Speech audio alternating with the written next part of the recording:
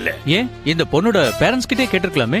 இந்த பொண்ணோட முகத்தை பார்த்தா போதைப் பொருளுக்கு அடிமையான மாதிரி தெரியல. எதுக்கும் இம்யூன் டெஸ்ட் எடுத்து பார்த்த பிறகு விசாரிக்கலான் இருக்கேன். இம்யூன் டெஸ்ட்னா? இதுவும் பிளட் டெஸ்ட் தான். போதை மருந்து, மது, புகையில இந்த மாதிரி பழக்கங்களுக்கு உட்பட்டவங்களை இந்த மாதிரி டெஸ்டுக்கு உட்படுத்தி பார்த்தோம்னா அவங்களுடைய பிளட் கவுண்ட்ஸ், ஹீமோகுளோபின் அளவு, ஆர்பிசி, டபிள்யூபிசி போன்ற விவரங்கள்லாம் துல்லியமா கிடைக்கும். இந்த விவரங்களை வச்சுக்கிட்டு ஒருத்தர் எத்தனை வருஷம் போதை மருந்துக்கு அடிமையாயிருக்காருங்கிறத நம்மால கண்டுபிடிச்சிட முடியும். அப்படி எடுத்து பார்த்ததுல இந்த பொண்ணு கண்டிப்பா போதை மருந்துக்கு அடிமையானவ கிடையாதுங்கிற என்னுடைய டவுட் கிளியர் ஆயிடுச்சு. வலுக்கட்டாயமா இவளுக்கு யாரோ போதை மருந்து கொடுத்திருக்காங்க. அது யாருங்கிறதுக்கான விடைதான் எனக்கு கண்டிப்பா தெரிஞ்சாகணும். இப்ப விட தெரிஞ்சு என்ன பிரயோஜனம்? இவளுக்கு தான் பிரெயின் டெஸ்ட் ஸ்டேஜ்னு சொல்லிட்டீங்களே. பிரெயின் டெத்லயும் எத்தனையோ கேஸ் கடைசி நேரத்துல உயிர் பழிச்சிருக்காங்க. அதனால கண்டிப்பா விட தெரியும். ஹலோ டாக்டர், அந்த பொண்ணு சீதா தேவியோட பேரண்ட்ஸ் ஒரிஜினல் இல்லையோன்னு டவுட்டா இருக்கு டாக்டர். என்னது? ஒரிஜினல் பேரண்ட்ஸ் இல்லையா? ஆமா டாக்டர். எதை வச்சு சொல்றீங்க? கொஞ்சம் மானிட்டர் ரூமுக்கு வாங்க டாக்டர். ஓகே. நர்ஸ் டாக்டர், இந்த பொண்ணுக்கு நினைவு திரும்பின உடனே எனக்கு இன்ஃபார்ம் பண்ணுங்க. Okay doctor. ரகு வா. Okay.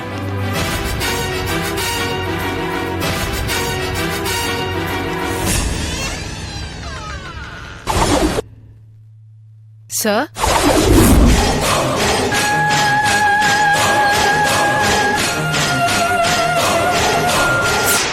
Charu, yes sir. please sit down. Thank you.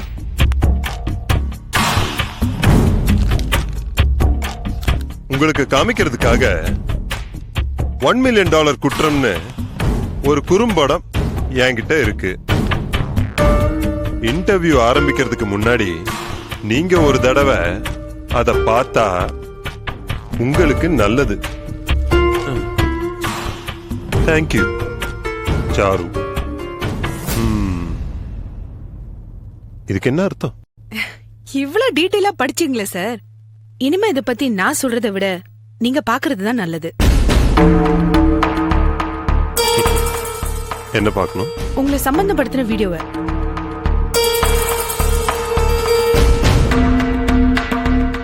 வீடியோவா?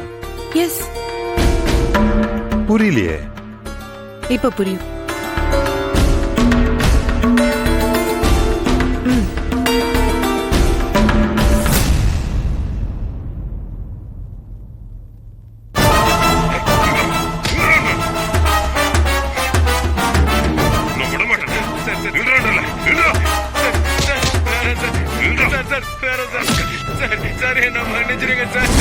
நீ நடுங்கி பைத்திய மாதிரியான ஆக்டிங்க பார்த்தா உன்னை மன்னிச்சு விட்டுலான்னு தான் தோணுது.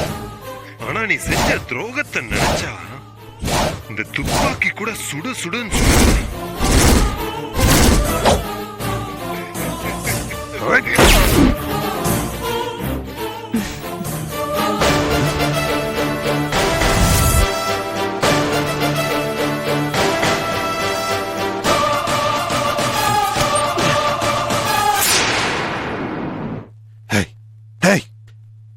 யார் நீ?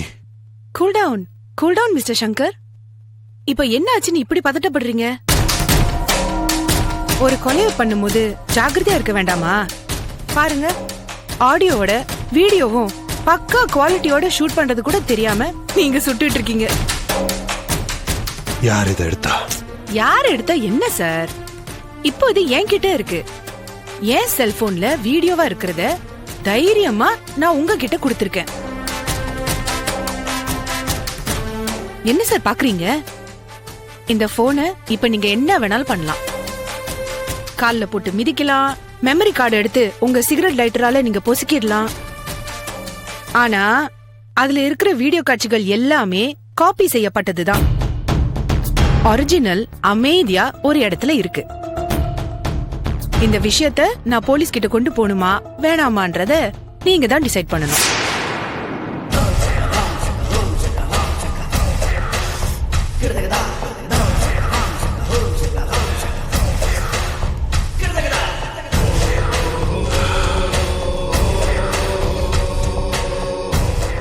உனக்கு எவ்வளவு பணம் வேணும்? பயங்கர ஷார்ப் சார் நீங்க. நேரடியா பிசினஸ்க்கே வந்துட்டீங்க. எனக்கு பணம் வேண்டாம் சார். பின்ன உங்க கம்பெனில ஒரு வேலை வேணும்.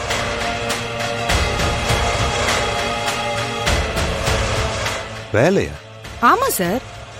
என்னடா லட்சக்கணக்குல பணம் கேட்காம வேலை வேணும்னு கேக்குறான்னு பாக்குறீங்களா? லட்சக்கணக்குல பணத்தை கேட்டா நீங்க கொடுத்துருவீங்க. நான் அதை வாங்கி எந்த கணக்குல காட்டி நான் பேங்க்ல போடுறது சொல்லுங்க? என்னோட அப்பா ஒரு சாதாரண கிளர்க்கா இருந்து ரிட்டையர் ஆயிட்டாரு. ஒரே ராத்திரியில நான் பணக்காரி ஆகுறத விட உங்க கம்பெனில ஒரு நல்ல வேலை போட்டு கொடுத்தீங்கன்னா அது எனக்கு ரொம்ப உதவியா இருக்கும். நான் எம்எஸ்சி ஐடி முடிச்சிருக்கேன். யூனிவர்சிட்டி ரேங்க் சர்டிபிகேட்ஸ் எல்லாம் கொண்டு வந்திருக்கேன்.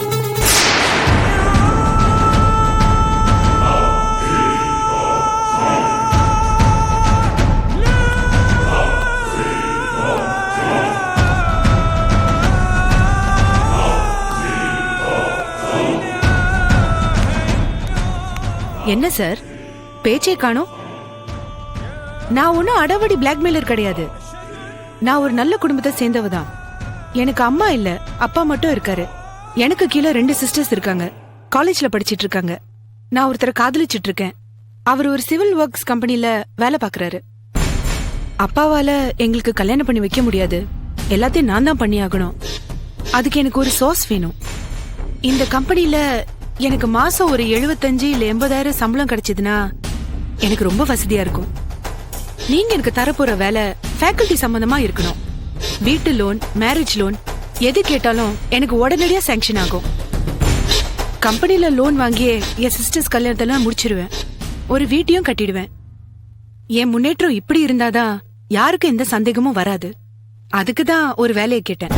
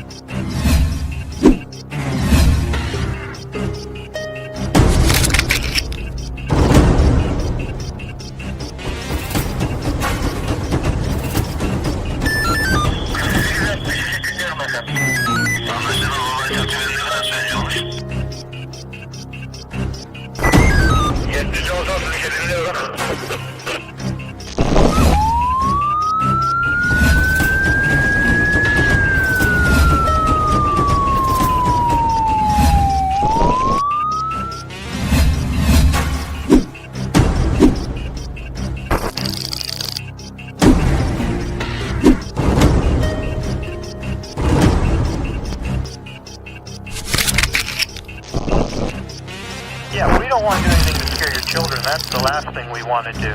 We don't want to scare anybody.